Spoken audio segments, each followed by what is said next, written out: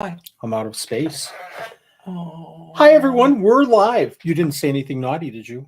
Just now? No. Before we went live? Okay. No, I'm being because normally you do. You I usually don't say talk, naughty about things. body parts or do say not. swear words or I do not. it's so embarrassing to me. So maybe I'll have to have I'm some leaving. kind of I'll see you. I'm out. All right, I'll stop. I've had a day. I'll stop thinking. So let's do this real quick. And hi, everyone. Thanks for joining us tonight. Welcome to the live. This is the second one we have in the last hour. 30 seconds. So let's take 5. And our fans are going to flock out of the room right now. We have 9 people watching. We know everybody comes in a little bit later, but we're going to take 5 seconds to just take a breath because this last 2 or 3 weeks have been crazy. And especially today, we got some shipments of animals that are flipping mind blowing to me that just came in, and we're going to do a live stream right after. Let's do a live stream right after this. No, we're going to do a video. I'm going to bed after this. And yeah, me too. No, I've got more feeding to do. Let's take 5 seconds and just go. My hair looks terrible. Oh. How do I fix this? Oh crap! That's me. Fix swearing. me. Fix. What am I? What am I fixing? The words over here. What did I do? I don't know. You need to go to live chat, and these streams, folks, I tell you, they're spontaneous. They're right on for. You never know what's happening. And to give our guest Zowie of Zoo Reptiles justice, we should probably not get off of script too much here, or else we're going to be here for 14 hours. Frank's going to say, make it 24. I bet you. Watch. Just watch the stream. Everybody hit that like button. Hey, DB Cut. Thank you, everyone, for jumping in. Jay, who do you see? Go ahead. You read them off. I see Frank and Angie, the fishy plumber, Mesopods, J-Bug. I thought I saw somebody else. Somebody said DB Pet. Oh, you're talking about his t-shirt. 503's here. Bomb's here. Laura's here. And I just lost my top. Now I will spill it. Now you will spill that on my computer. Now I will spill I'm moving my computer. You know what? I saw Angie's post. Thank God he changed the shirt from the last live stream. I was wondering where that shirt came from, Angie, and I haven't found that out yet. So all that I have to say about that shirt is, Zowie, you're welcome that I didn't wear that same shirt because I had to actually turn down the lighting and change my camera settings. That shirt was so loud. So what do we have coming up here, Nanette? We have a busy tomorrow. We have a busy Saturday and Sunday. Help me understand. And then we're going to bring on Zowie. We're not going to delay too much longer here because everybody wants to see Zowie and wants me to stop talking. But what do we have going on in the next 2 days? Well, if I can find a hotel tonight, which I will, we will be in Michigan tomorrow night and we are going to take Crystal to go see the Tulip Festival Saturday for the day. And then we're driving back home. Where's the Tulip Festival? Holland, Michigan. Steve, we're coming your way, so look out. You better hide somewhere. Over so Crystal can see some tulips. And then we are going to come back home Saturday night. And then Crystal's going to spend the day with her mommy for Mother's Day. And we have a son and family coming out for Mother's Day that I just found out about an hour and a half ago. So we will have fun with that. Hopefully they're bringing the food and I'm not cooking. And it's just going to be crazy. I still have to work tomorrow, and we're going to get out of school early tomorrow. I'm going to sleep in tomorrow. Good for you. Yeah. No, I have so much gecko feeding to do. I'm working on a video tomorrow. I have a lot of gecko feeding to do. Is 503 in Michigan? 503. I thought Heather was not. I was thinking West Coast, but maybe I'm wrong. And again, thank you everyone for joining us. We have a great, I could keep talking about stuff, but we're going to bring Zowie on here because she's probably like, come on, Wally, let's go. I've known Zowie I've known about Zowie. I haven't known Zowie. We're not close friends simply because we haven't ever met, but I'd love to meet Zowie and say hi in person sometime. But I've known Zowie for a long time from her YouTube videos. Just such a fun person. Energy like you wouldn't believe. Knowledge like no other. Let me read some of these things that I've taken some notes on, and then we're going to bring Zowie out. Competitive ice skater. Reptile keeper, of course. Zoo educator. Small business owner. YouTube creator. I'm trying to wrap my mind around each one of those different pieces. And we're going to ask Zoe how she has any time to do anything other than all of this. This is really crazy. The list keeps going on and on. Zoe, welcome to the show. How are you doing? Hey, thank you for having me. We're doing great. It's our pleasure. What did I miss? And I know that I missed some stuff there. What did I miss? Oh no, she sat and listened to all that rambling beforehand. I made her. Yeah, I said, you have to be here. I think you got it all. The list could go on forever, but I think you nailed it. So with all of that, I know that you have been advancing your career. And again, we're going to talk about that in a minute. But I do want to point out one thing. With all this going on, you recently, this last year, made a big acquisition, correct? Yes. What did you do? Are you talking about the business part or the house part? Oh, that part. That was going to be my second guess. Yep. We finally bought a house after probably 2 or 3 years of looking. Wow. Yep, we finally, because the pandemic hit, and like for everyone, that was created some complications, especially when it came to buying a house. But last summer we finally did it. Finally got a house, which meant that a lot of other projects could finally start moving forward. But the house was a huge accomplishment for us. So when you were looking for a house, how much of your mind was set on, okay, I can decorate this and our furniture can fit in here, but how much of your mind also was dedicated to that's the reptile space? All of it. All of it. We were being very picky, which is part of the reason it took us so long to find a house. We were being very, very picky because both of us were not city people. We wanted to have a nice big yard. We wanted to not be right on top of our neighbors. We also needed a big enough space for the animals, which could also accommodate all my other businesses, my Etsy business, all of that. And my boyfriend is also big into fishing, so he has a bass boat. So we needed a nice big garage for him to keep his bass boat in. So we were being very selective, which made it very hard to find something within our price range. You realize that you just lost me for the whole show, right? How big of a bass boat does he have? 18 or 19 feet. Let's go downhill from here. That's huge. See if you can change that. He wants bigger. Just point it over there. That's huge. So is he competitive at all, or he does some tournaments? You definitely like to do more, but he does do a lot of the local tournaments. Wow. I'm guessing strictly bass. Does he fish for other species? He likes to fish for pretty much anything he can catch. Bass he loves just because it's so much fun. But whatever he can catch, he'll go out and have fun doing it. Do you go out fishing with him? I have. As far as the actual fishing part, I did it once, and it was pretty fun once we started catching things. But usually I go out with my camera, and I'm like his camera person, and I just take like action shots and whatever. So he's got photos to post and whatnot. So it's good because I get to practice with the camera, and he gets cool photos of himself fishing. So that's usually what I do. But I have picked up a rod or two now and then, and I enjoy it when we're catching stuff. That's everybody that I take fishing to.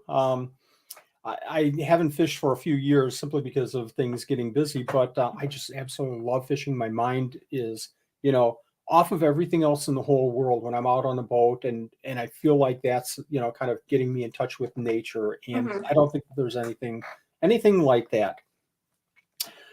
So we talked about all the things that you're doing right now, but kind of take me through that journey of when you started keeping reptiles and how you move forward with all of these different things in your life. Educator, naturalist, you work with the zoo, you're a competitive ice skater. Then I want to hear about that. Kind of walk me through that whole process of how your journey kind of started with reptiles, and throw in a little bit about the ice skating as well. Sure. So the ice skating is definitely like the other half of my life. I've got the reptiles and I've got the skating. Skating is my tried and true. We're actually a family of figure skaters. My parents were competitive ice dancers. I was born right into it. They were a competitive junior team. not senior team, so not quite up to the Olympics. They had to make a choice whether they were going to train for that and try to go all the way, or go on a honeymoon and get married and all of that fun stuff, have a family. So they ended up going that route, but they were competitive. They trained up here in Lake Placid at the Olympic Training Center. So needless to say, I was born right into it. That's right. I was in skates before I could walk. They'd put me in a bouncer on the ice with little tiny skates. So been doing my whole life. Like most kids, I quit for a couple of years in elementary school to try other things, got into horseback riding, which I feel like is what most skaters do. It's horseback riding and figure skating. My mom was the same way. My sister was the same way. We have a skater right now, same way. So there's something about figure skating and horseback riding that just seems to go together. But needless to say, I found my way back into skating. So I grew up in South Carolina, which we were talking about before the show. We lived pretty much near the capital. So we went to Riverbanks Zoo and Garden all the time, which even being 15 years ago, I feel like was ahead of its time as far as zoos go. It was an amazing zoo.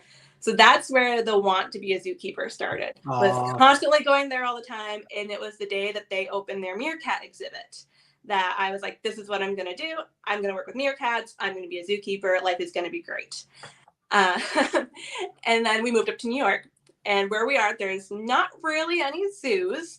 You'd have to travel 3+ hours to get to any kind of decent zoo, any sort of exciting zoo. So wasn't really around animals, but I still had my heart set on being a zookeeper. And then that's when I got back into skating, because being up in New York, there's a lot more skating than in South Carolina. So I was around it more and missed it. So hopped back into that. So skating through high school, went to college for zookeeping, ended up in a really good program where I got my major in animal behavior, ecology, and conservation. So it was a very wide spectrum where like you could do anything with animals. I had classes that were focused on enrichment, classes focused on nutrition, classes focused on zoo management and exhibit design, like all sorts of crazy stuff. Like whichever direction you wanted to go in the field, you could go wherever. So it was super, super awesome. I skated all through college. So I was either at the school, at the zoo, or at the rink. I didn't do a lot of like free time stuff in between. I was constantly on the go, but it was fine. It kept me busy. So then as far as the reptiles go, I didn't know. I mean, when I was little, I knew I wanted to work with meerkats, but once I got to college and was doing internships in the zoos and aquarium there, I really had no idea what direction I wanted to go, what animals I wanted to work with. I just knew I wanted to work with animals and not primates. That was all I knew. I didn't want to work with primates. No gorillas for me. But as far as what else, I wasn't really sure. It wasn't until I saw a keeper on Instagram that had an iguana, an adult green iguana, and I became obsessed. And I was like, I want an iguana so badly. And then maybe a week later was when my parents called me and they're like, hey, there's a family here that has a little blue iguana. They need to rehome. Aww. Are you interested? We'll go pick him up. You're coming home in a week. Like, we'll keep him until then. And that was Arcadius, who started everything. And so after having him, because we got him and he had severe metabolic bone disease, which is how ZA Reptiles started, we put a lot of work into trying to get him healthier, improving his diet, really deep diving into their nutritional needs. So I wanted to share that information because when you went on YouTube, there wasn't really people talking about iguanas. There wasn't really many green iguanas with all the popular people on YouTube. So I was like, all right. So I started with Instagram. And then after about a year of Instagram, hopped over to YouTube and just wanted to share his journey, kind of share our experiences. And from there, really fell in love with working with reptiles. And so that's when I was like, all right, that's the direction I'm going to go. We're going to do that. And then fell in love with educating people on them because of that journey. And so obviously started doing more education work, and just went from there. Found my way into the zoo field, got a job working as a zoo educator, further decided that I really liked education, and then got offered a job as head of animal care at the nature center here, moved back home, became a naturalist, and now launched my education business. So it's been a long journey all over the place. Oh my gosh. And she's 12. And Nanette says, and you're 12. That's a lot packed into a very, very, very short time frame. Yes. Tell me more about being a zoo educator. What does that entail? How did you get the job? First of all, did you apply like, hey, I want to apply to the zoo educator job? And what's a zoo educator? So a zoo educator is basically the ones that you're seeing out in the public. They're the ones doing the animal talks. They're the ones going to birthday parties, going to schools. So the way that it was described to me when I worked at the zoo, which I really liked and I never thought of it this way, is our director said, the zookeepers are amazing. They do their part. They're behind the scenes. They're taking care of the animals. Sometimes they have keeper chats, so you see them.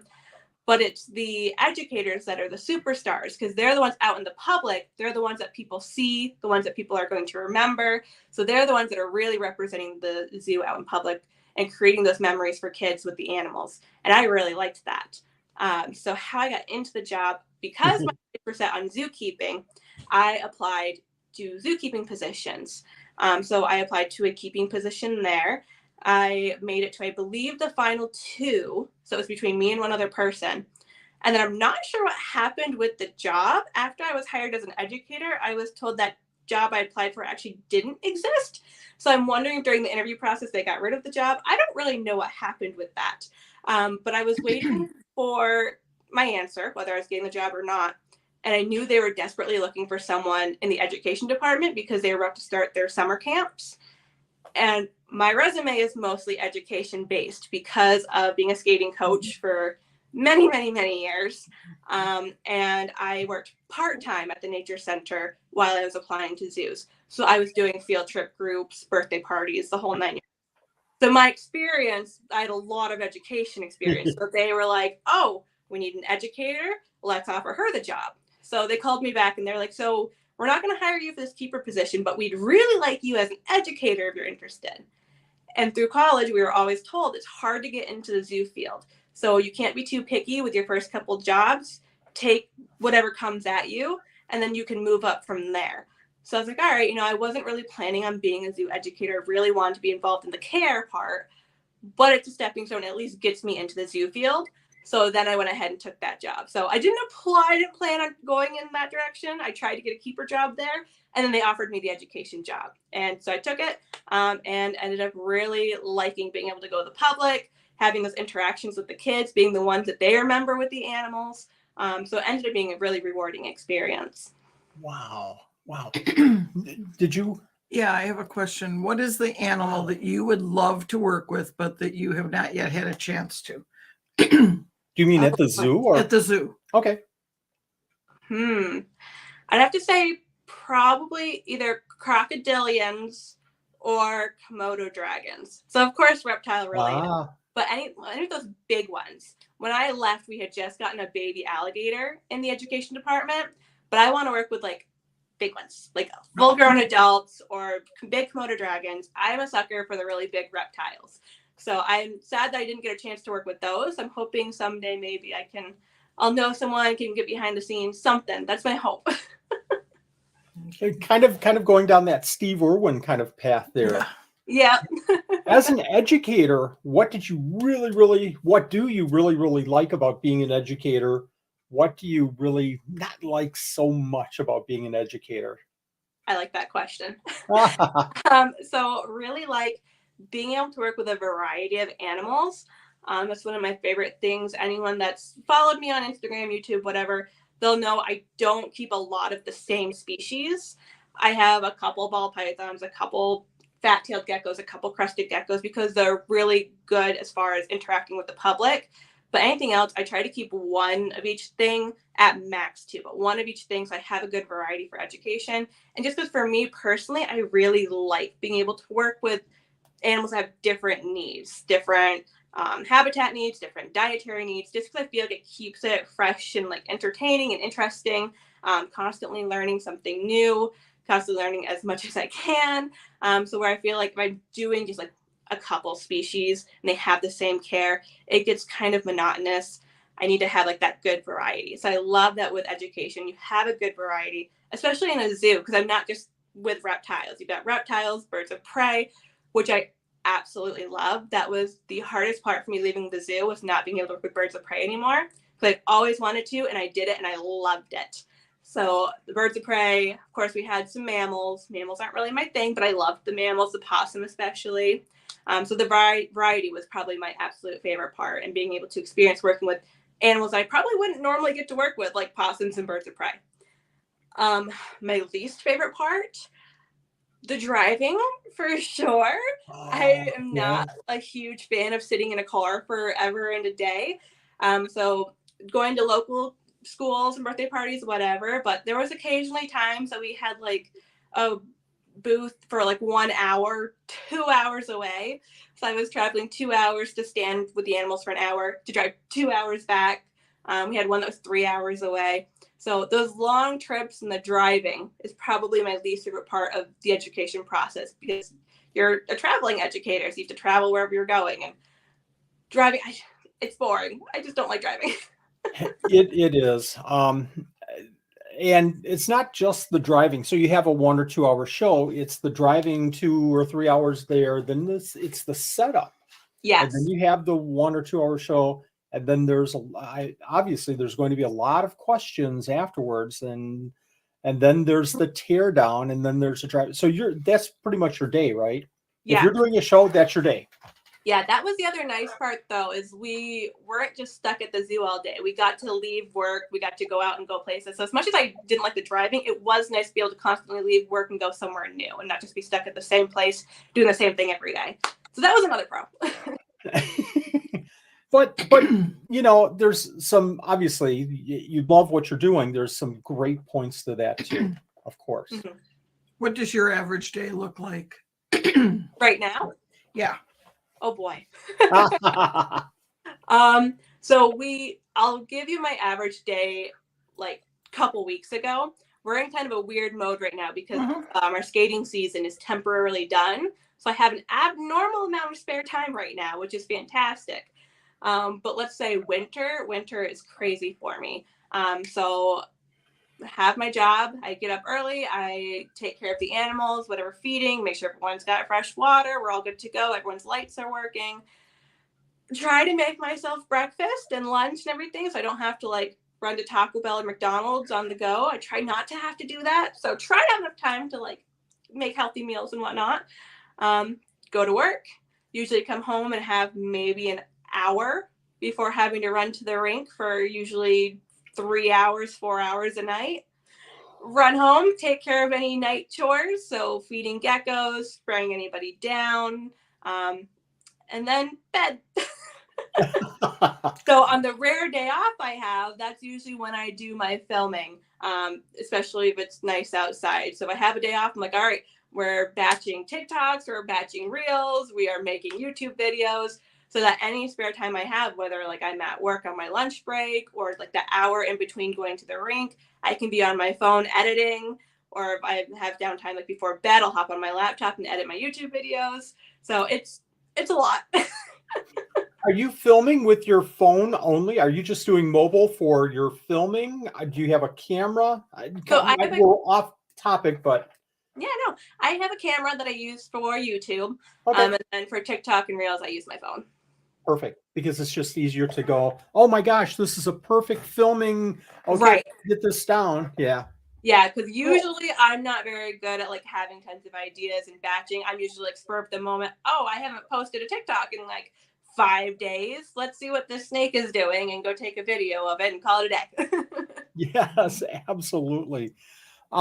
Same here, absolutely the same. So I'll go through that thought process. I'm usually about a week out of, okay, I'm big video, but then, shorts and quick posts to Facebook and all. It's like, oh my gosh, it looks like those 2 geckos are breeding, or, oh my gosh, the crested gecko is hatching out. Let me catch that. Yep. Spur of the moment kind of a thing. Did you have another question? Yeah, you mentioned that you are constantly learning and you're trying to find out more information. Where do you do your research? What's the best way for you? Ooh, good question. Good question. Yeah. Yeah. So, personally, and this might be just going through college and having this like engraved in my brain, I really like using things like Google Scholar and places like that. If I have a specific topic or a specific reptile species or animal species I'm thinking of, I can search that and kind of deep dive into that. When I talk about things, I really like to know that I'm being backed by something that's been proven. It's not just something that was hearsay, like in a Facebook group or whatnot. So primarily, if I already have a topic in mind, I like trying to go to those sources where I can kind of deep dive into it and see kind of how that all came to be. But I do also really like talking to other keepers, and we're talking about reptiles specifically, other keepers' experiences, what they've kind of seen, what they've learned. Just I find it like really, really interesting seeing everyone's different perspective and what they've experienced and just kind of comparing them. We had a question. Somebody wanted to know, what is the process of becoming a naturalist? Okay, good question. So being a naturalist is primarily about teaching people about your environment, native plants and wildlife, and encouraging outdoor recreation, trying to get people to go out and respectfully enjoy nature. So hiking, learning outdoor survival skills. In my case, I'm all about the herping. We have one of our staff members is big into birding. She's a very good birder. So stuff like that. So that's kind of what a naturalist does. The process to get into that, at least around here, having some sort of biology-based background.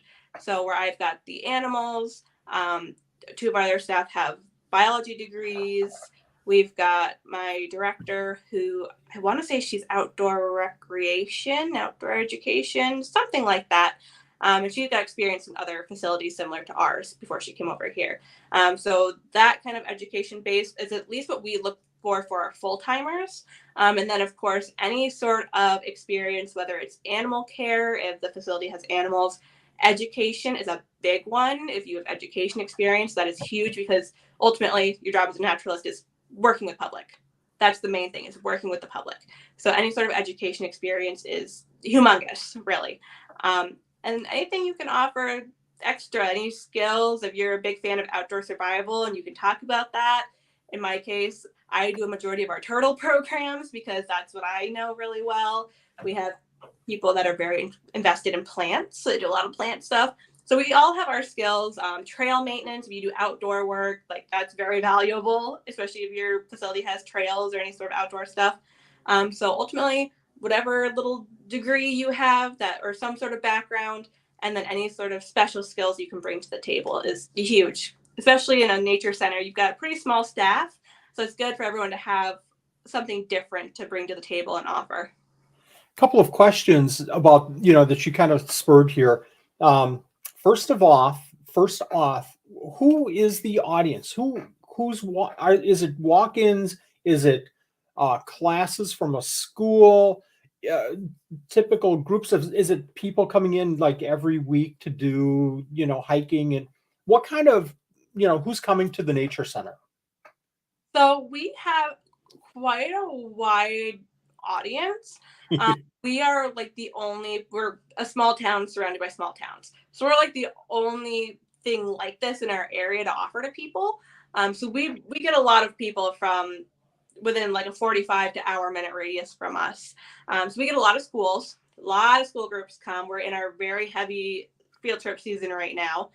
So by the end of June, everyone will be exhausted. But lots and lots of schools. In the winter, that's our other really busy time because we actually do free skiing and snowshoe loans because we've got 6 miles of trails and we groom them for cross-country skiing. Wow. And that's a big part of my job in the winter is grooming the trails. I spend a lot of time out there. So we get most people in the winter. That's just people from all over here because they want to come use the trails. A lot of them have their own equipment, but a lot of people come and rent our equipment. So we're constantly busy. So pretty much anyone wants to come and just like go for a walk their dog, come hang out. We get a lot of small kids that come, a lot of toddlers. We've got a lot of good stuff for them. And we offer, usually depending on what's going on, 2 daily programs open to the public that are free of cost. And our whole facility is free of cost. Wow. Yeah, so we get a wide variety of people that just come out to hang out and enjoy it. This is so different than what I had envisioned. I made tons of assumptions. My assumptions, we have a Weir Nature Center here in Milwaukee, is that it's a small building, some animals, maybe a little hike around the building for, 3 blocks, and not really much going on there. This is a whole adventure you're talking about. Yeah. When you talk about, snow trails and grooming, you're walking these trails and laying the path down. You're talking about the animals in the facility, obviously. There's just so much more than what I had really envisioned. So what you envisioned is what we used to be. Okay. Yep. So that was the old nature center. When they rebuilt the new one, we actually got fully funded by the New York Power Authority. So we're very grateful that we've had such a big entity kind of come and take it over financially, so that we're able to do these kind of things, be free to the public, have free rentals, have an ATV to go groom the trails for skiing. So we are very, very fortunate as far as nature centers go, or small zoos, anything like that. We are very, very lucky. Is you're talking about funding, and not to get off too much of the topic, but where does all the funding come? Is it some private contributions and most of it government? So the New York Power Authority, so they're the ones that are pretty much running all of the electricity up here anywhere. So they've got quite a bit of money between everyone using electricity. So it's pretty much, I'm not sure exactly how it all works out up there, but I know that all of our money is coming from them directly. We're not allowed to take donations. We're not able to do that because of the way that we're funded through them. Okay. So we do have a membership, because people always feel bad. They want to donate, and we can be like, sorry. So we're like, well, we have a membership. So if you want to pay for a membership, you're welcome to do that. But yeah, so they pay for everything. We're very fortunate. And it's such a great cause too. It gets people outside. It gets kids involved with nature. Wherever the funding's coming from, it's a great way to get people involved. Mm-hmm. The Fishy Plumber, I love that name, is asking, where's this nature center? So I won't give specifics just because of online privacy, but we are in upstate New York. So if you come to New York and you're in upstate New York, just check out local nature centers. There's a lot of good ones up here. We work closely with a lot of different ones. And I can say that they're all great places to visit. So if you're in upstate New York, any nature center you visit is a good choice. Fantastic. Can you share a funny story or something that might have happened at one of the nature centers with some education piece that you were doing that you was unexpected, or just kind of, I don't know, was funny to you, or the kids thought was funny? So funniest story. So the first one that comes to mind now, years later, I find it funny. At the time, it was mortifying. So pre-COVID, we did birthday parties at the nature center, and being the part-timer, because before I went to the zoo, being the part-timer, I was usually the one doing the birthday parties, and we would do a program with them. So they got the classroom for like 2 hours, but the stipulation was that they had to choose a program for an educator to do with them, or for a naturalist to do with them. And one of our most popular ones is turtle races. So we've got our turtles at the nature center, and we put down a hula hoop, and we talk about each turtle. The kids would have to guess who they thought would win and why, based on the turtle's characteristics. And then we put both turtles in the hoop, and the first turtle to leave the hoop won that race. And we have a wood turtle who believes he is a snapping turtle. Oh, no. Because wood turtles are very, very intelligent. It's kind of a trained behavior, because he's one of those turtles that was found on the side of the road and taken home, as kept as a pet. And every time he bit something, they laughed. It was a good time. So in his mind, biting became kind of this fun thing. So he doesn't do it to be mean or scary. It's it's how he interacts. Yep. So I was holding him. I was talking to the group about what a wood turtle is, how we identify them, why or why not will he win this race. And because I talked with my hand got a little too close, and he came out and grabbed it. And he got my finger so well, I couldn't get it out. He was tugging it back in, and I'm in front of this whole group of children at a birthday party, their parents, their siblings, and I'm having to pretend it doesn't hurt, but it really hurt. Every time he tried to pull his head into his shell, he was really pulling it, and I'm sitting here, I'm like, I really don't know how to get this turtle off of my finger in front of this group of people. And I had a mom next to me, and the kids were like, oh my gosh. I'm like, no, it's fine. Like, this is how he plays. It's fine. It doesn't hurt. Does it all the time. Right? This is totally normal. And then when the mom leans over, she goes, does it actually hurt though? And I was like, yes. I'm dying here. I'm dying. I was like, so I might have to leave with the turtle and send someone back in to finish. And just by like a stroke of luck, I was like, let me try and see if I can get him to bite my other finger. So I put him in my lap with my finger attached. I used my other one to poke him in the head, and he let go to try to get the other one. And I was like, all right, we can keep going. Good thinking. Kept going, pretending it didn't happen. But it was an experience, and I've never been bit by that turtle again because now I'm very aware. That is funny. And that's hard to do too. If you're getting that pain, to stay calm and controlled, especially in front of kids. So yeah. Well done. That is funny though. Proud moment. I was like, wow, didn't even shed a tear. Like, we're good. When we talk about reptiles, you mentioned turtles. Are they kind of right here on the top of your list for reptiles that you enjoy keeping and learning about? Kind of give us some kind of a little ranking. For me, it's like geckos and, well, there really isn't any other reptiles, are there? I like the way you think. No. So I've never been asked that question. And I'm not going to lie. I don't know if it's going to shock people or not. I think it'll shock you knowing that I work primarily with turtles at the Nature Center. Turtles are actually my least favorite to work with. They're at the bottom. Really? They're at the bottom. Yeah. Certain turtles I really like.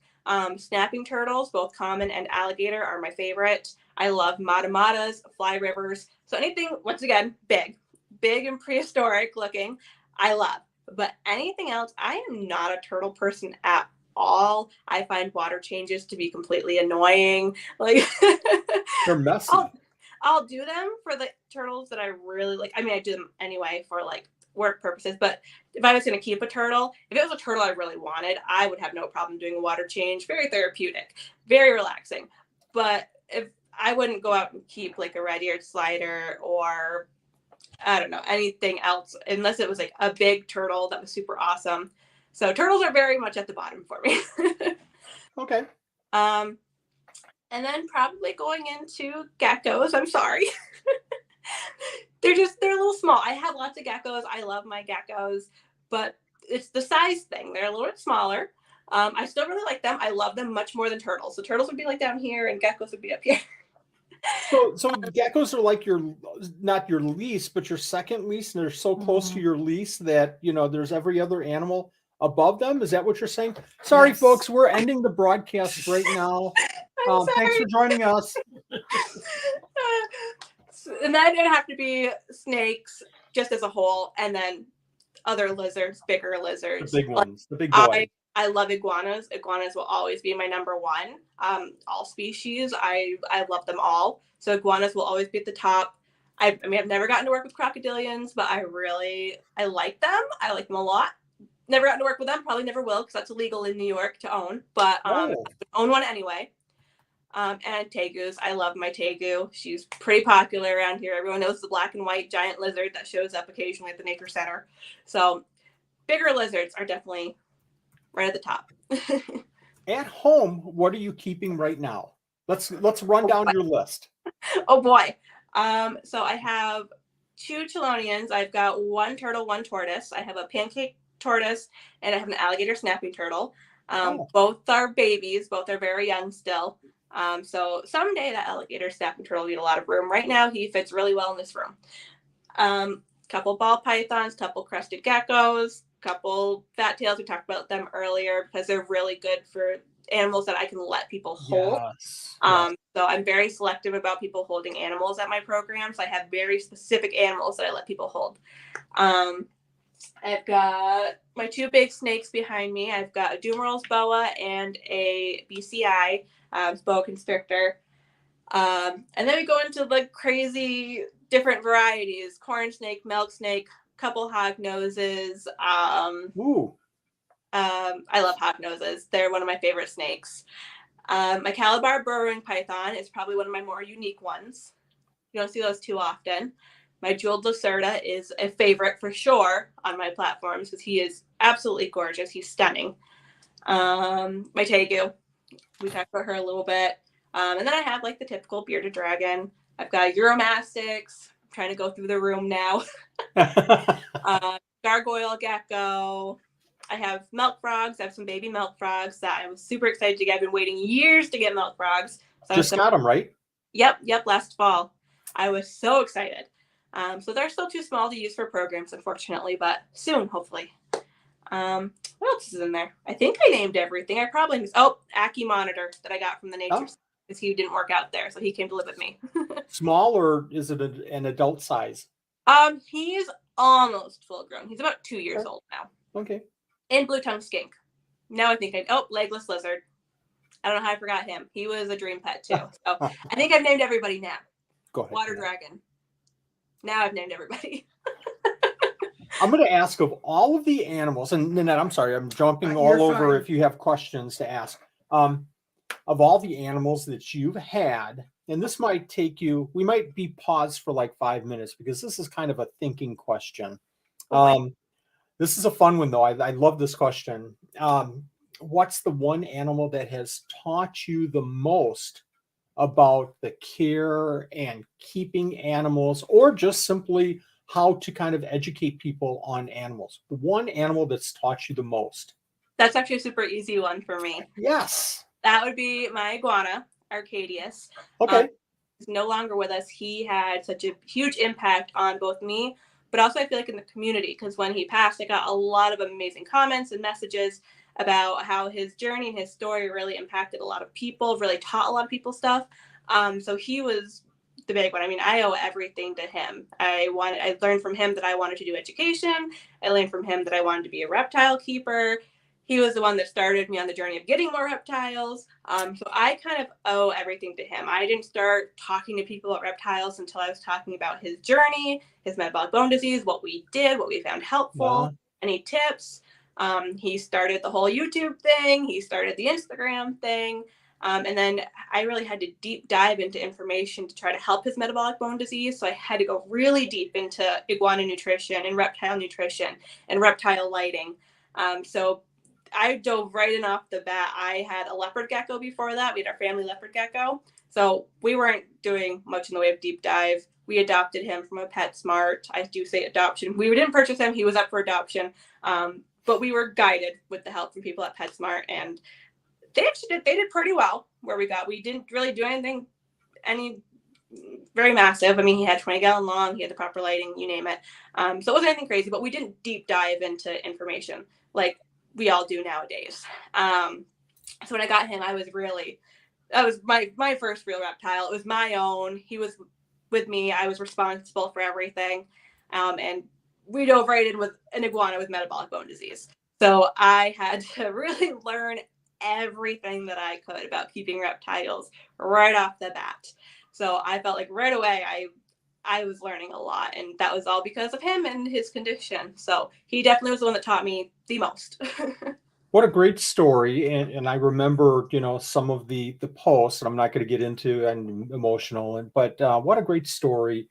And I think it's wonderful that you can bring that story up and focus on what the animal brought to your life.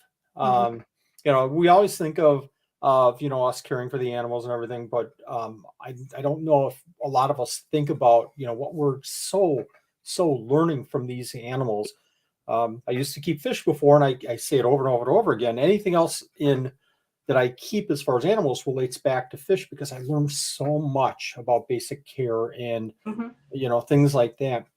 To go through, and again, sorry for the loss, to go through that, but also to be able to bring back some great memories and some great things that it added to your life. That's super cool. Did you have? Yeah, my turn. Go ahead. Greedy man here. There's a couple people that had a couple questions. What is it that Zowie enjoys? The looks, the intelligence, the behavior, the size, or the temperament of animals? Yes, I can show that. He wants to clarify this is about animals. Oh, God.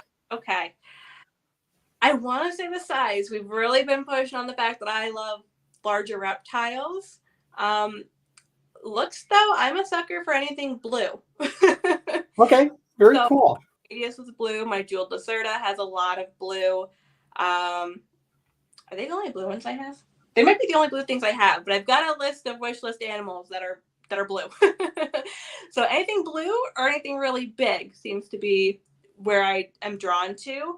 Nowadays, I pay a lot of attention to temperament just because any animal I bring in right now, especially with the limited time I have, I try to focus on animals with good temperaments that could possibly be education animals.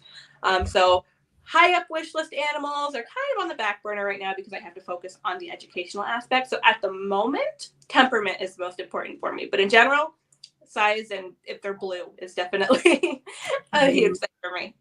We're like samies because I love blue as long as it's orange, and I love big animals as long as they're really small. So I love that. We have another question here. I'm sorry, go ahead. I'm stealing your thunder. Whatever.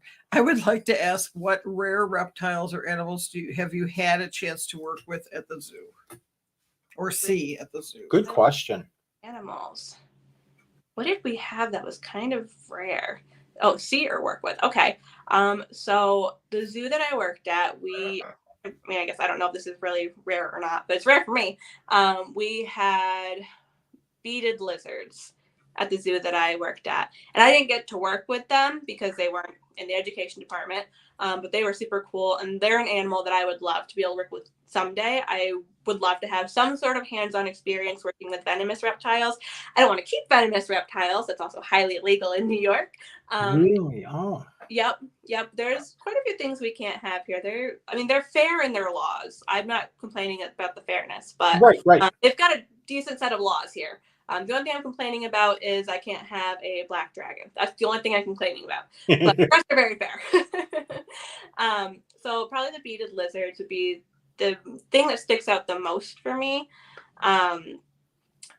Because there's something about venomous animals. I would love to have some sort of experience with them. Haven't gotten there yet, but maybe someday. Great answer. We have another there, but that's the thing that sticks out the most for me because I don't really get to see them that often. Well, it's hard because you're dealing with animals that we don't ever deal with. We never ever see. We never ever get close to. We see behind glass if we're lucky enough to go to a zoo and see them that way for 3.5 minutes.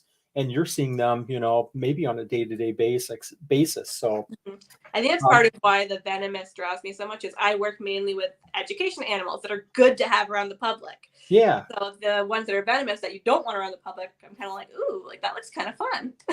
The kind of the yin and the yang, kind of the different size.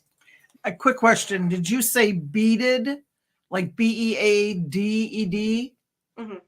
Okay, because we had people asking if it was pleated or beaded. Oh, sorry. No, it's not your fault. Another question.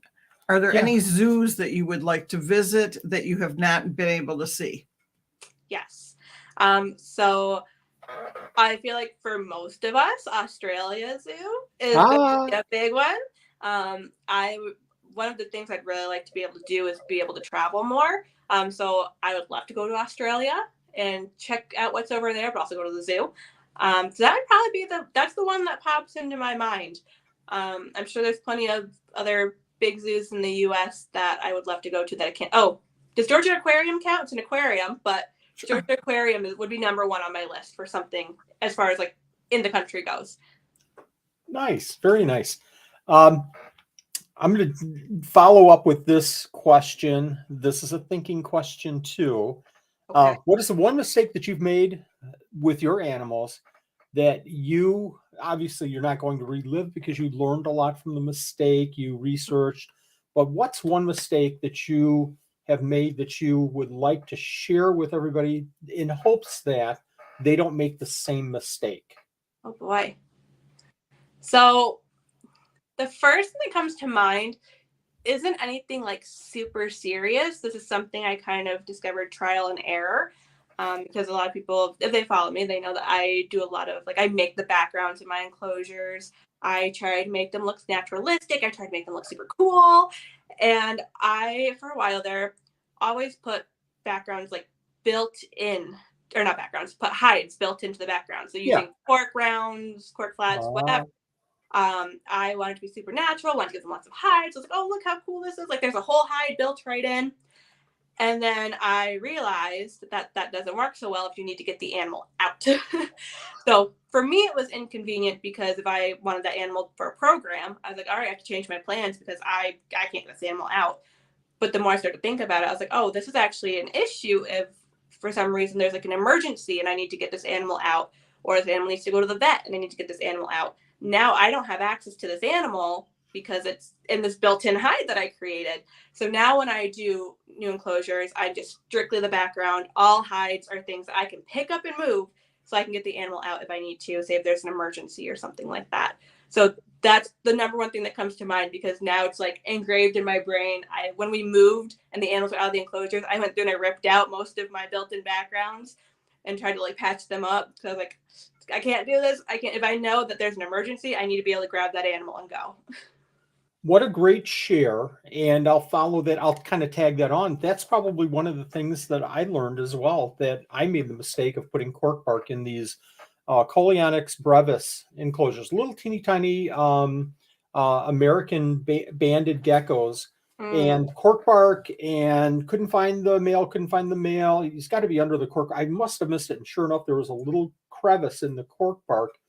And all that I saw was the tail sticking out, and the way the cork bark was situated, I knew I couldn't obviously pull it out, and I knew I couldn't, piece the cork bark off without potentially hurting the gecko. So I had to leave it for a couple of days, and eventually it worked its way out. I'm sure he knew what he was doing. Right. But, that taught me a lesson that never put anything in that they can get in. And like you said, that I can't get them out if I need to get them out. Yep. Great story. As a reptile keeper, do you have any fears? Oh, always. What's your biggest fear? Oh gosh. I feel like for most of us, it's something as scary as like a house burning down. We're running a lot of electricity. Wow. A lot of electricity in here, especially when you start getting into, like, we talk about the advanced practices. You're adding UVB to everybody. You're adding overhead heating to everybody. Sometimes you're adding lights for the plants. So every time you add something, that's another plug going in somewhere. So I wrote this question, and obviously I'm thinking through the answers myself. And my biggest fear is I use FlexWatt quite a bit downstairs. And unfortunately, we had a situation last fall or summer where I had scraped the FlexWatt and it burnt up. Now it melted a section about, I don't know, that big, maybe a little bit bigger, and on wood. So that was bad. So I went through, next day that week, I replaced all of my FlexWatt and upgraded everything. So to your point, that fear of something that you can't, you're not there 24/7, and something could happen, and it could be that quick, and it could be something maybe not your fault, and not much you can do about it.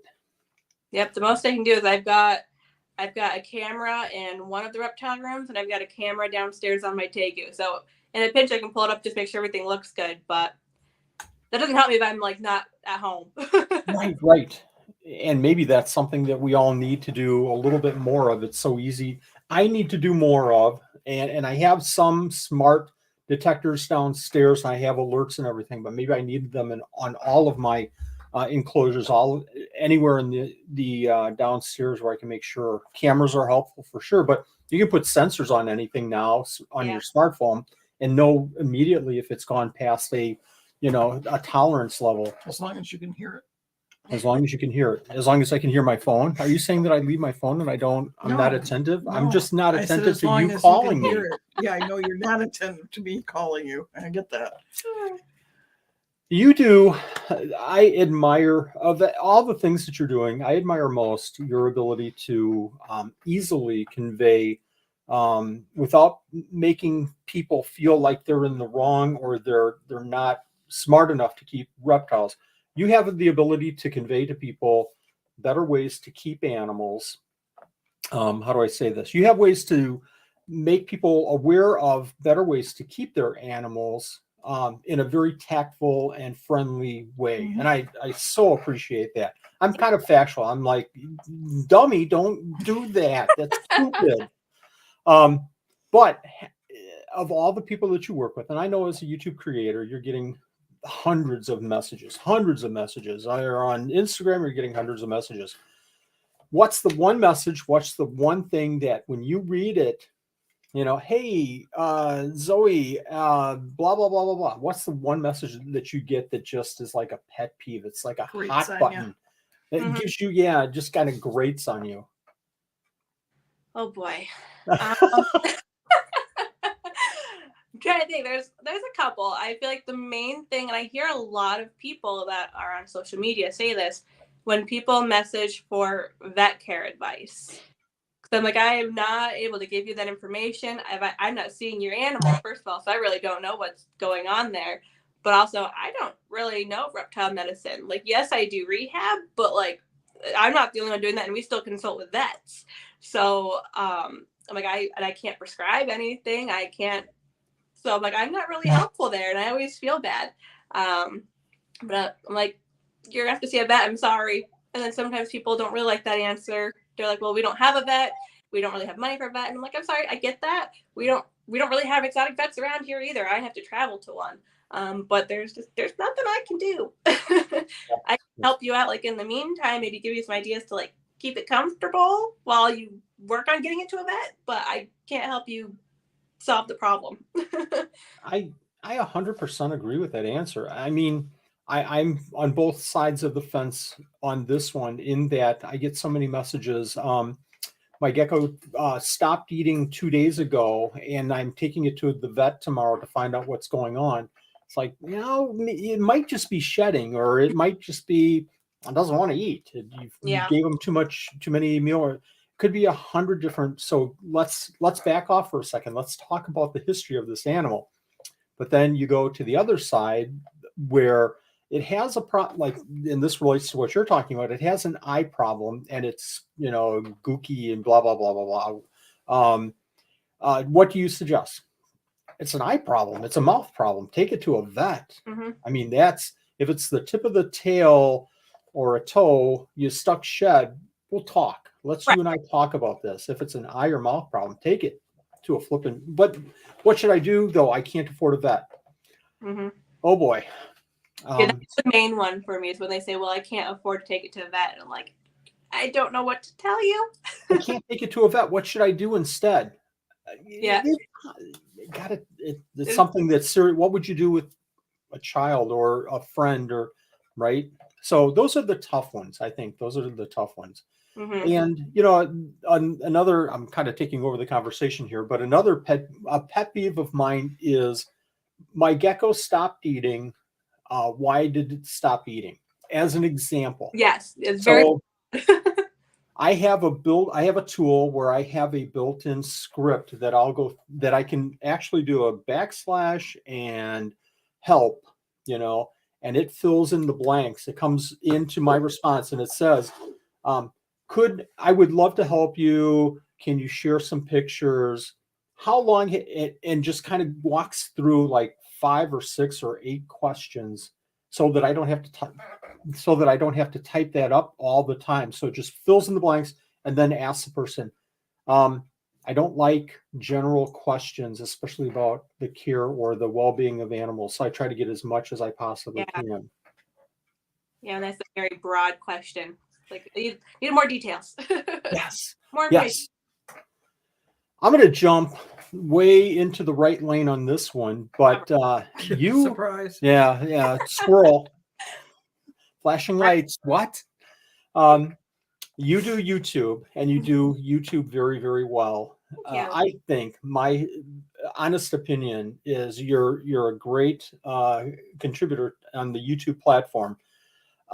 What are your goals with YouTube? Do you have goals like, in a year I want to do this, or in 5 years I want to do this? Or is it a part of you and just you sharing? Do you have any YouTube goals in mind? It's a little bit of both. It's just fun for me. Of course, it started out as just being a way to share my iguana story, share what we had learned.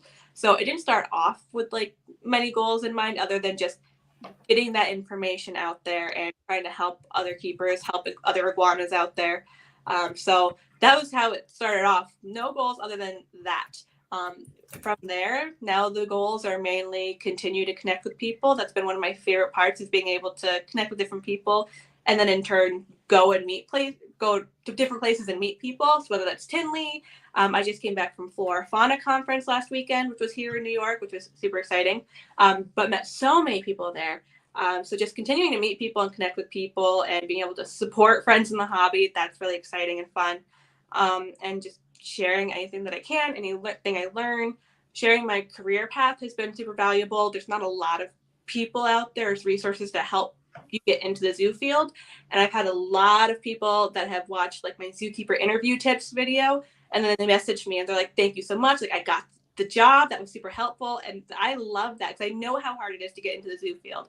So anytime I get a message like that, it just makes my day. And then of course, like anyone, now that it's been 5 years maybe on YouTube, I do have some bigger goals. So my goal for like the past year was just to hit 10K. I'm like, I've been doing this enough. It's building. I'm like, I want to hit that 10K just to feel like I've really done something. I've hit some sort of like mark.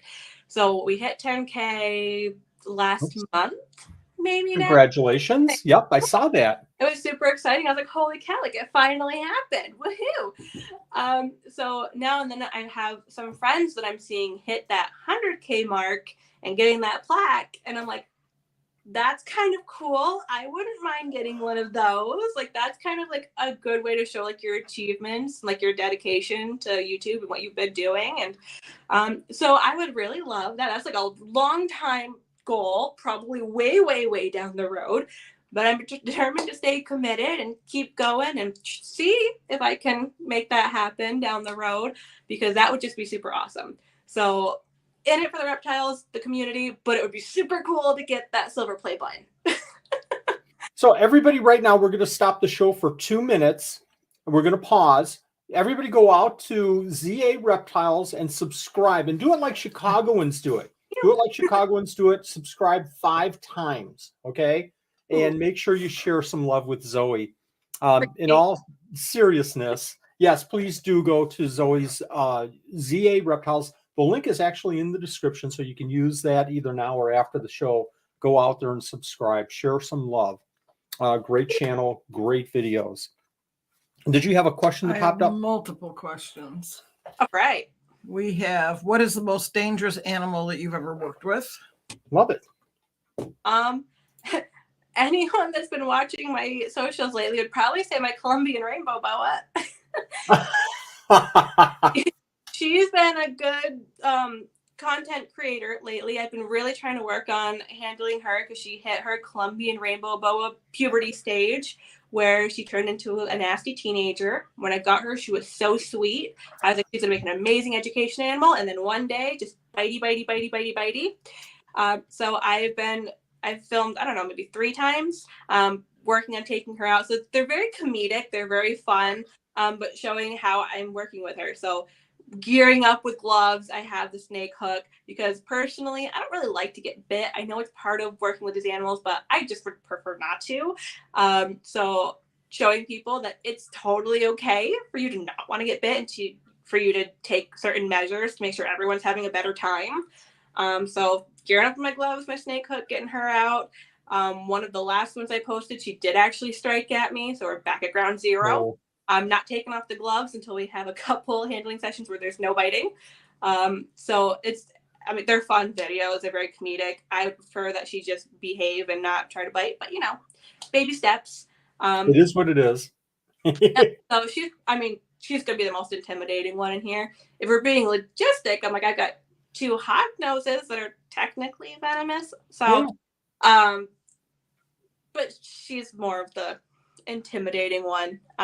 Professionally, probably, I don't know. The red-tailed hawk we had at the zoo was ginormous, and those guys can do some damage if they want.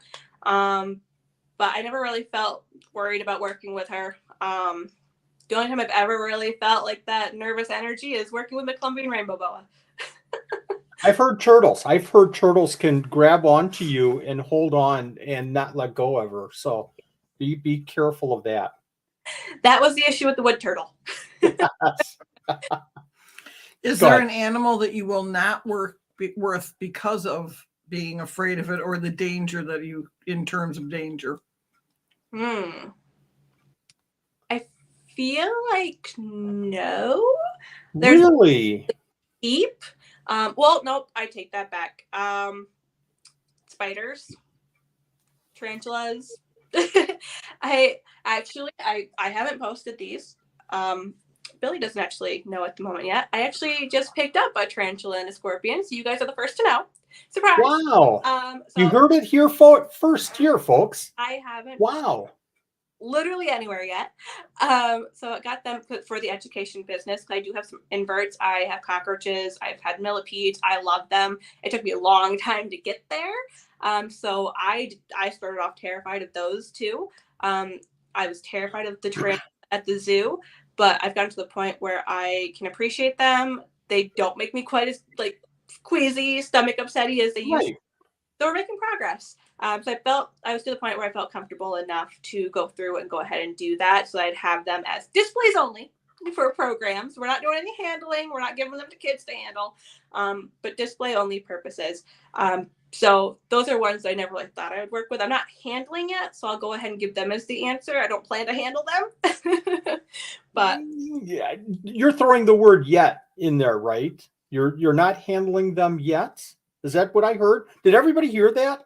I think everybody heard that you're not handling them yet. I said I would never handle a hissing cockroach. And 3 of them. So I'm not ruling it out, but they still, every time I go over to feed them and they move a little bit, it does still freak me out if the lid's off. Yeah. If the lid's on, I can watch them. I'm like, move away. This is super cool. If the lid's off, little freaky. How about the tarantula? I mean, can you get up to the tarantula? They're not fast. They're kind of slow moving and all. Can you look at the tarantula and does that kind of... He's fast. Oh, is he really? Oh, he's so fast. Well, that was silly of you to get a fast one. Well, he was well recommended. It was a species that was super recommended because I went to all of the invert breeders. And I said, this is what I want. It needs to be hardy because it has to travel, go to programs. And I want it to look cool. Yeah. I'm not handling, kids aren't handling it. I want a good display animal that's hardy enough to travel and go to programs.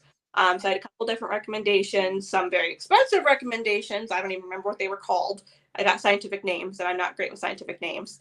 So I ended up with a striped knee because they look pretty cool. The other ones recommended were pink toe, but they didn't really have much cool things to look at. They were kind of so left pink toe, striped knee, and curly hair. Which the curly hair I thought it looked kind of cool, but I wanted some sort of pattern or color, something. So the striped knees were pretty cool. So I went with that. What kind of scorpion did you get? Go ahead. I'm sorry. So I got an Asian forest scorpion from my friend Adam at Uncharted Wild. He's another educator in New York who's on Instagram and YouTube. He's very awesome. He's very good at what he does. And we were actually talking on my way down because Flora Fauna was right outside of Albany, which was the expo I went to last weekend. And he does educational shows and has a setup there for people to learn about the animals while they're upstairs buying animals. Gives them a chance to learn about them first, which is super awesome. It's the only expo I know of that does that. But we were talking about how I had seen a tarantula a couple weeks ago, and he was so cool. And I ended up not getting him, and I regretted it. And he was like, oh, well, I've got a couple of juveniles. Like, I'll bring you one. You can have it. Like, educator to educator, let's do this. And I was like, all right, sweet. So big thanks to Adam for my little guy. But yeah, he's still kind of tiny. It'll be a while before he's nice and beefy, but he's pretty cool. But yeah, Asian forest scorpion. Very cool. Another question? What's been your favorite experience in New York since you've been living there? I have to say probably favorite experience in New York. That's a hard one. I moved up here when I was going into 4th grade. So I've actually been up here quite a long time. Maybe college was pretty fun just because I had a lot of experiences between all the different classes, which were super cool within my major, and all the different experiences that I had through internships, volunteer work. We had an aquarium and a zoo and an SPCA. So I was kind of bopping all over on top of being able to skate because I went to school in the city. So there's a lot more rinks. There's a lot more ice time. So I was able to skate more than I did at home. So I was able to actually get better in college, even though I didn't have any coaches with me. So college was probably like my prime time. I had lots of different opportunities being in a city. Even though I'm not a city person, having those opportunities for 4 years was cool. And then I was ready to come back to a small town. Yes. And that's how college should be. It should be a bunch of fun, should be great memories, and it sounds like it was. Do you have another question? The next one says, and what is your favorite hockey team and why is it the Red Wings? Oh, okay. It's not the Red Wings. Come on. We know who our favorite hockey team is. Come on. I'm not going to lie. I don't watch much hockey. I mean, I'm busy a lot. Don't really have time to watch sports. And if I'm watching sports, it's usually going to be figure skating. There you go. The other ice winter sport. Yeah, exactly. Although I'm learning to appreciate it. We had what are they? The college games, the big international college games that just happened in the U.S. We had them actually up here in Lake Placid Way. So I was able to watch one of the hockey games. Canada versus Frozen Four. Frozen Four. I think that's what you're referring to. Is that the college hockey? No, so the something university games. Okay. FISU, it's FISU. Okay. Games. So all the sports, figure skating, hockey. Oh. It took place up here in the Lake Placid area in New York. So it was super cool because it probably won't happen up here again, at least not for a very long time. So we were able to watch one of the, it was U.S. versus Canada women's hockey. So it was super cool. Very nice. That's exciting. Did you have another question, Nanette, or no, did we catch up? Okay. Caught up. All right, let's take that question off and let's see comments. I've got a question for you. Okay. We haven't touched on, and I'm not going to hold you here for, Frank wants to go 24 hours. I don't know if we're going to go 24 hours. So I'm too tired. I have a question for you. We'll just go for a couple of minutes, and then kind of a secret. I didn't tell you about this, but every interview that I do, we have a hit it and quit it section where I give you a question, you give me a quick answer, and we move on. Fun. It'll be fun. Fast answer. Okay. Fast answer, which I can never do because your answer I have to expound on, and then we're 3 hours later, and it just doesn't work. Hit it and quit it. Okay. We didn't talk at all about your... we talked about your skating, a lot of stuff, but we didn't talk about your store. You're venturing into this small business entrepreneurship. Tell us about what kind of products that you sell. How do you sell your products? How do you promote them? So I have a store called Herpetology. Her divided and then patology.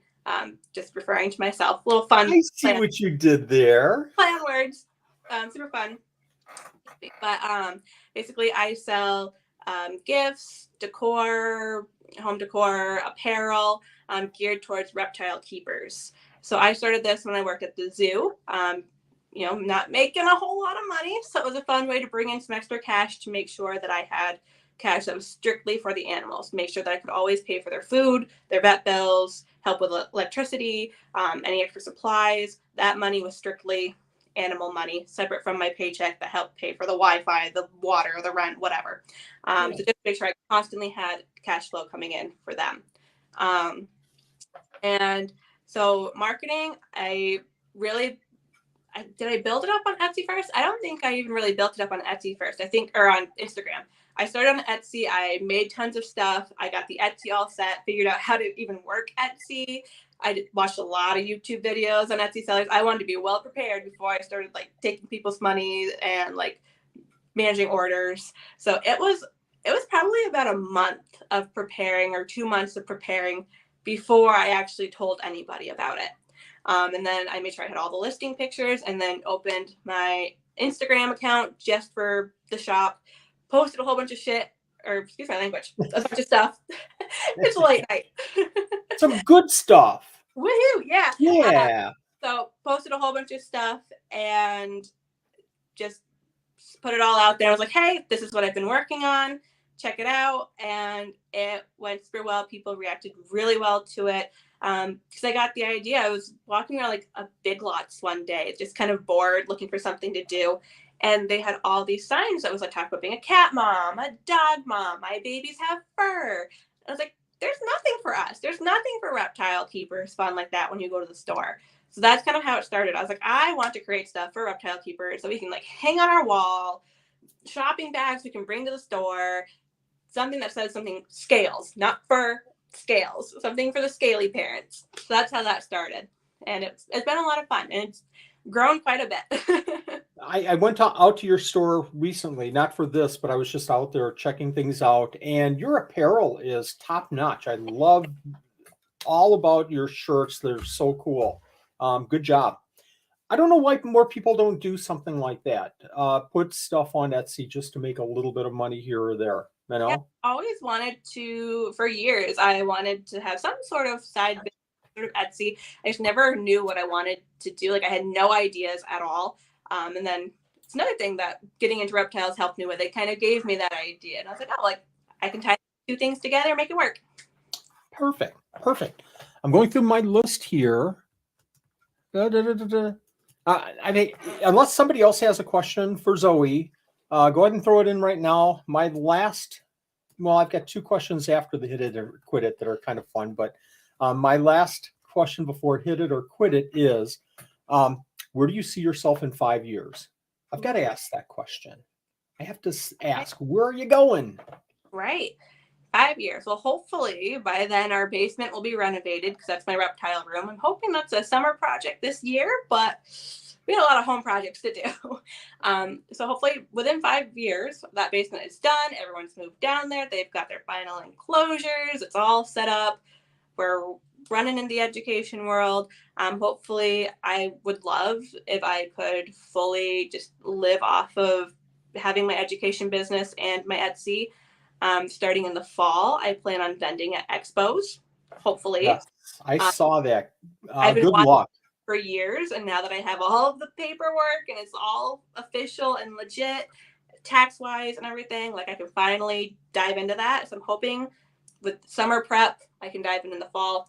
So hopefully by then, vending expos, education programs, Etsy, YouTube. So hopefully keep growing on social media. And just hopefully not having to have a typical everyday job. There and you be able go. to just really focus on doing what I love and being able to survive off of it. You're going to have a very tough decision once you hit that 100,000 subscriber mark in 5 years of, what takes over as far as an income source. It's going to be a tough decision. So good luck with that. Thank you. On a serious note, Oh boy. and good luck to you. I hope that you do in 5 years make the 100,000. The way that you're structuring your YouTube channel and your videos, it should be there. Thank you. From a show standpoint, if you have any questions with shows, not that I'm an expert, but we've done shows for about 20 years. We're in the hundreds and hundreds of shows that we've done. If you have any questions, let me know if I can help out whatsoever, with reptile shows. I've been talking a lot to Adam from Uncharted Wild, who I mentioned, but also Colin from Crosstown Exotics has been a huge mentor for me. We've had quite a few 3-hour phone calls. So I'm sure they would love it if I had somebody else I could go to once in a while. So I have questions all the time.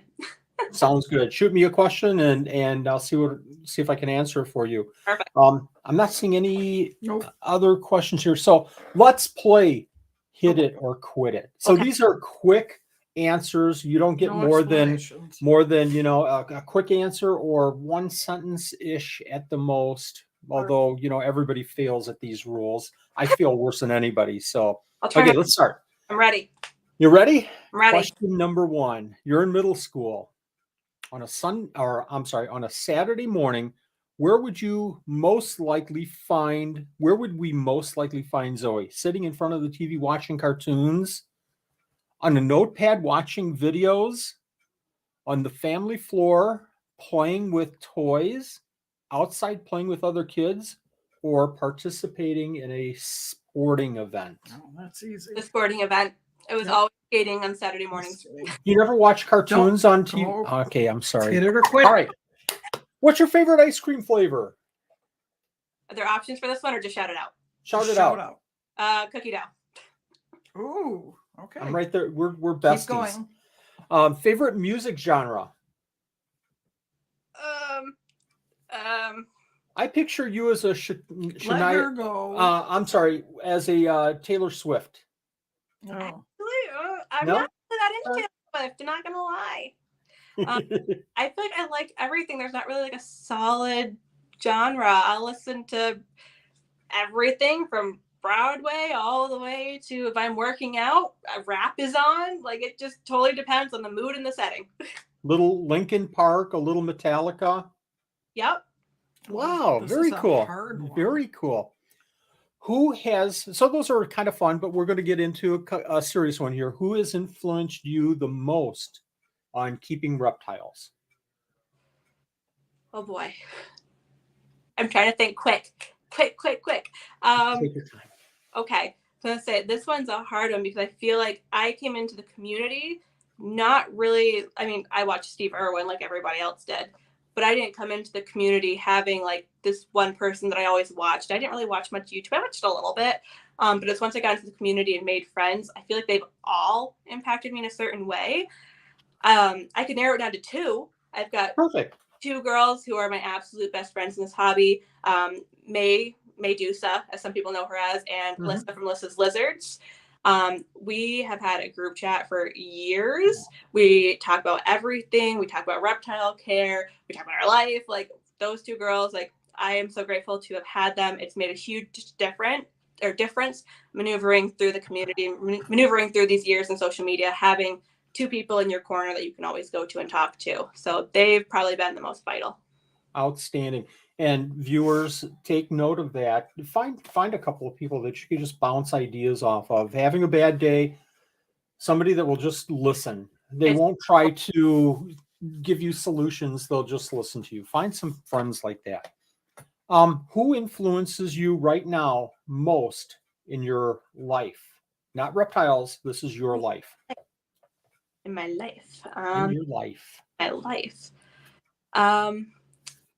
I would have to say probably my boyfriend. I'm not going to lie. He's been super, super supportive of everything that I want to do because I'm like way out in left field. Most people, you don't get a girlfriend, they're going to be like, hey, I'm going to be a reptile keeper. I'm going to be a YouTuber. I'm going to do X, Y, and Z. So super, super supportive. Comes with me to expos as the cameraman. And still pursues what he wants to do. It's like, fishing, loves fishing, supports me, so I support him. So it's been a good dynamic of, just supporting one another, knowing that if you've got goals and dreams, like, we're going to make it happen. We're going to do it. Outstanding answer. I kind of thought that might be your answer, but I had to ask it too. I'm fortunate as well. Dream vacation. If money is no object whatsoever, time is no object, what's your dream vacation? Anywhere I can go and snorkel with whale sharks. Oh, wow. That's one on my list. I want to snorkel with whale sharks. So do you want to be right there and kind of touchy-feely? And yes. I want to see how massive they are compared to me, and I want to just be there right in front of them. That is a dream objective. That's crazy. I wanted to go off a little bit and expound, but that's okay. Okay, so you're in with all of your other reptiles, right? Mm-hmm. Okay. Unless they can't hear you right now, you might want to walk out of the room because this is specifically which one of these reptiles is your favorite reptile? I'll kind of whisper that because I don't want them all to know. Hi, Crystal. Oh boy. This is a hard because Arcadius the iguana has always been my favorite. So once he left, everyone would ask me, who's your favorite now? And I'm like, still Arcadius? No one's quite risen up to that spot yet. Maybe Muppet, my Tegu, just because she's the one that has probably the most connection. They're very intelligent. So she really knows you. She'll come and cuddle with you in bed and just like take a nap. Like she's great. people love her. She's great with the public. So she would probably be next in line.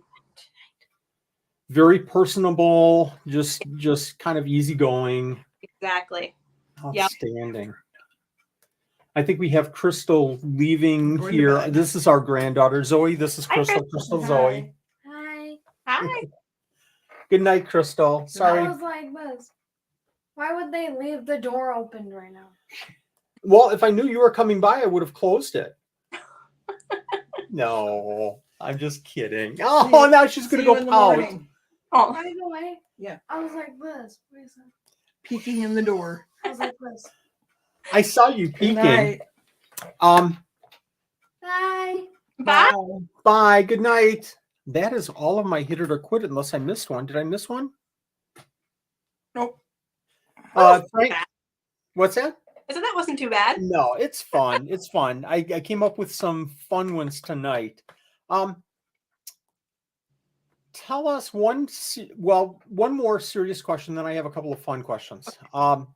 Tell us something, tell our viewers something that they don't know, or your YouTube viewers that they don't know about you, that they would kind of be surprised to find out. Oh, I gave that away earlier. I was going to say Angela. Oh, yeah, of course. Of I course. know. I'm like, the surprise is out there, folks. She also said with turtles weren't her favorite. Exactly. So we have that. You know, I'm going to condense this and put out like 23 shorts saying that turtles aren't your favorite. So yes. Yep, that's probably the other thing. Yeah, if that turtles are, even though the thing I mainly work with, the thing I mainly do rehab with, they're down at the bottom. Steve is asking if Zowie could be any animal, what animal would you be? Maybe, I don't know, Komodo dragon? They're so cool. They are cool. They're big and bulky and cool looking and cool moving. Good choice. They're so cool. That was like the first thing that popped into my brain. Absolutely. I would be a cheetah because in real life, I'm so slow and bulky, and I would be a cheetah. About the speed. Okay, here. What is the thing that you would like to change in your life? That's coming from Angie. Not having to be so dependent on a job to make a living and be able to do what I love. That would be the main. Go. And everything that I see and everything that we've heard tonight, you are on your way, and it's going to be probably within weeks. So, okay, I have two final, right?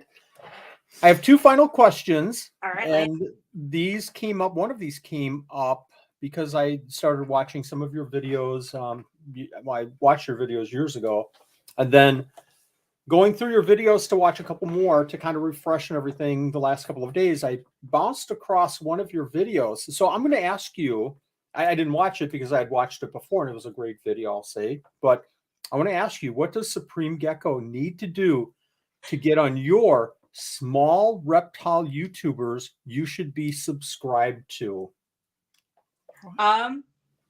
Just tell me that you want another video. Tell me another one. There you go. We'll work together. We'll kind of do a 1, 2, 3, 4. Perfect. I've already got a list going for our next one. Outstanding. Oh, do you really? I've recommended other keepers that I didn't even know of, so I looked into them. So as they popped in my brain, I just add more and add more. So it's been on the back of my head for a while. It's on the list. It's impossible to come up with 10, right? It's impossible. There's so many out there. There really are. All right, this will be the first one. These are the people that like I talk to the most, and then we're gonna go from there. And I hope to just do a whole bunch as I like add more people. Anyone who's like super great that people should totally check out that are very reputable. I just want to keep pointing people in that direction. And I loved your video. And all jokingness, you know, I love that video and great names, you know, on that you list there.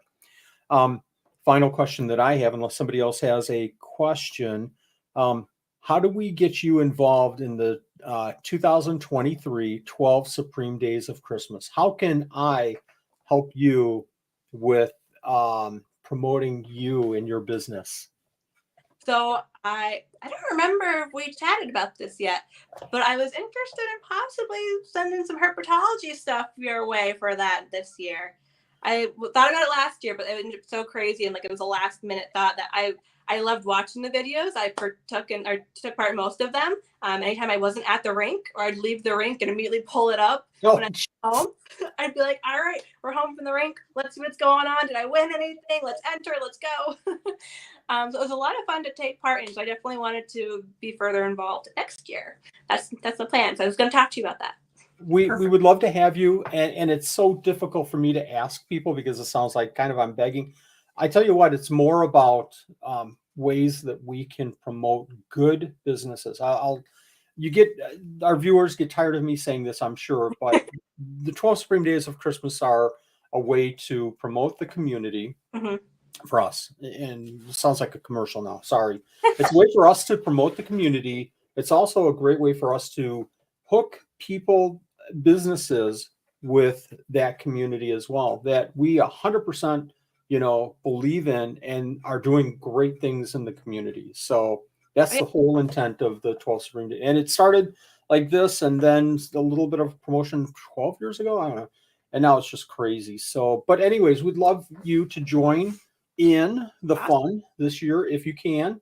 Yeah. And it's never about what you donate, it's all about having a good time. So yeah, and it was a lot of fun just from when I was able to pop in here and there last year. So I'm excited. Thank you. So it sounds like in exchange for you joining the 12 Supreme Days of Christmas in 2023, Steve-O is saying, Wally, get a Zowie tattoo on your neck. So sounds like an even trade to me, I think. Tell you, you'll get a lot of people asking what Zowie means. Why do you have Zowie tattooed? Have I been pronouncing it wrong? Is it Zowie? You've been saying it right. You've been saying Oh, yeah, no, she's saying people say Zowie instead of Zowie. Yeah. Yeah, but I get a lot of times people are like, "Oh, Zowie," and like I had a professor in college that refused to call me anything other than Zowie. I was like, "Oh, actually, Zowie." And he's like, "No, Zowie." I was like, "Oh my gosh!" As long as I pass, if you want to call me Zowie, that works. Well, I'm going to switch on and off from this point on. I'm going to call you Zowie one time and then Zoe the next. So it's just people call me Zowie. I answer to it. I'm used to it at this point. Well, this has been a great time.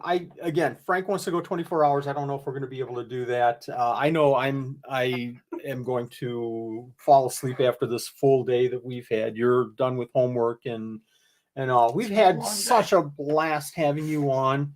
I've enjoyed your videos for so long, and when I was I actually was watching one of your videos. I thought this would be a great idea to have Zowie on our live stream, and it has been a blast. It's been so much fun. I appreciate you having me on. Well, we appreciate you coming on and giving us this chance to know a little bit more about Zowie. So people, if you haven't already, go over to that channel now. Go right now and subscribe and watch a couple of videos and do the thumbs up and like and comment and stuff too, please. Show some love, show some support. Appreciate Thank you very much. We appreciate you. Good night. It was nice meeting you tonight. You too. Bye-bye. Bye.